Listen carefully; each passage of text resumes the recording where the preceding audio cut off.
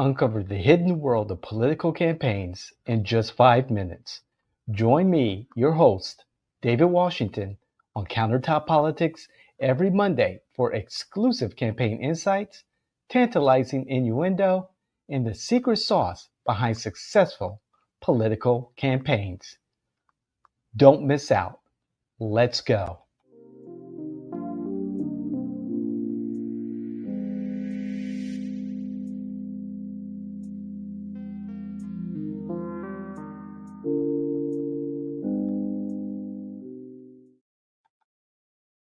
All right. Here we are again. It's another Monday, at least for you or for whoever's watching this, whatever day it is. 5 minutes or thereof of political insight, tantalizing details about campaigns, and the secret sauce to winning strategies. I'm David Washington, your favorite political innovator. Here we go. We are in the late innings of this 2026 primary season. And I guess you could say it's the late innings. If we extend this to the general election, that would be the late innings. So, but for this purposes, for those of you who are campaign managers, candidates, politicals, trying to understand the campaign structure, let's just say we're like in the late part of the game, the late innings. And here in Florida, our primary is August 18th. And at the time of this recording, it is July 19th. So that's roughly 30 days from the actual election day. And so as those of you who've followed me for years now, those of you who know our approach towards campaigns, you already know that the elections are won early with the vote by mail, right? And also early voting. We have not gotten to the early voting yet. We will. Wait a second. Vote by mail. Yes, we will very, very soon. Look at me. I'm getting all excited. Say, oh my God, did I forget early voting? No, not yet. Not until the end of the month. But regardless, the overseas ballots, the out-of-state ballots, military ballots already went out. The vote by mail ballots have been out for several days. I received mine, boom, day after they came out. And folks are making their decisions. For those campaigns who have not established themselves among your voter universe early, you're in a period of struggle. And I say this because you want to get to your voters early. That's what we've always said, so that when the ballot does come to them or when they go and vote early, they already have an idea of who you are and what you stand for, and of course, the election that you're running in.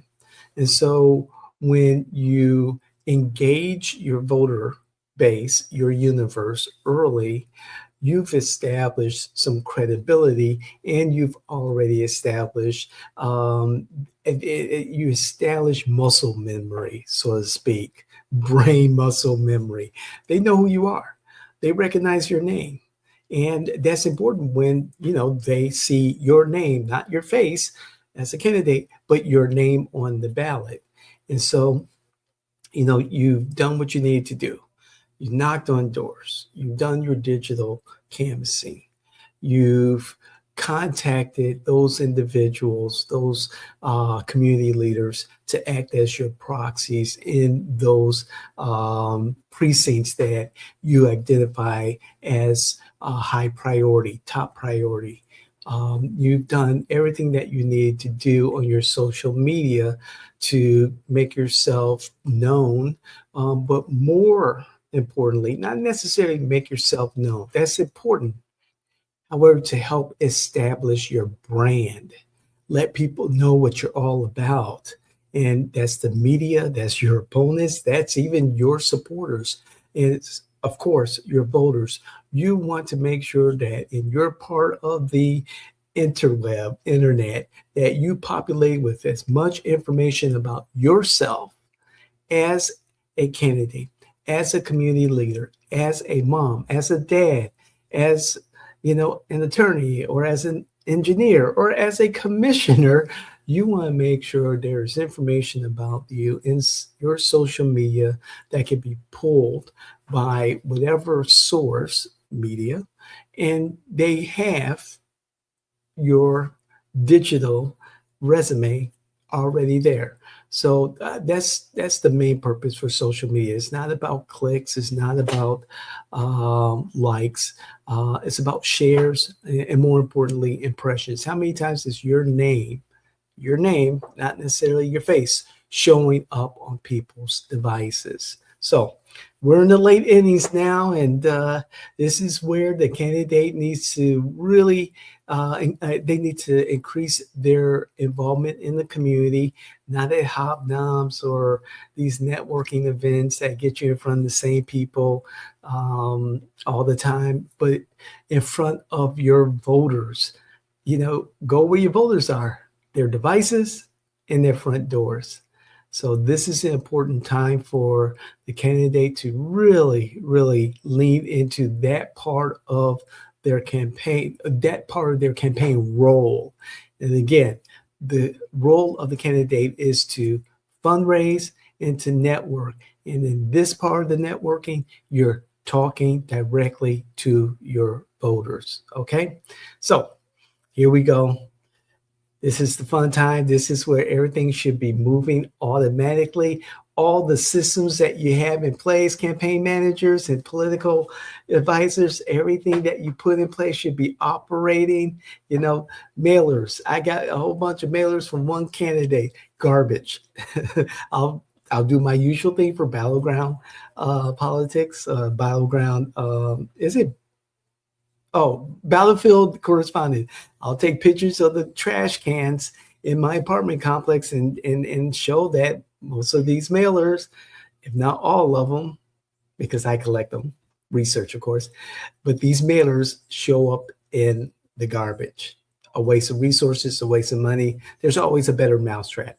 On that note, hey, I really appreciate you being here with me and, just listening. And there's a very, very select few of you that I talk to on the regular basis, and you give me some great feedback and things to talk about.